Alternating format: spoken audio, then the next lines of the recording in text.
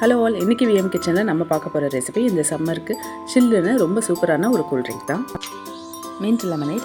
ஒரு பெரிய mixie jar எடுத்திருக்கேன். அதில் கொஞ்சமாக புதினா, 2 சின்ன துண்டு இஞ்சி, கொஞ்சமாக ஐஸ் க்யூப்ஸ், 2லேருந்து 3 டேபிள் ஸ்பூன் அளவுக்கு சுகர், ஒரு பிஞ்ச் சால்ட், இது எல்லாத்தையும் சேர்த்து பிளெண்ட் பண்ணி எடுத்துக்கலாம். இப்போ இது கூடவே கொஞ்சமாக தண்ணியும் சேர்த்து நல்லா அரைச்சி எடுத்துக்கலாம்.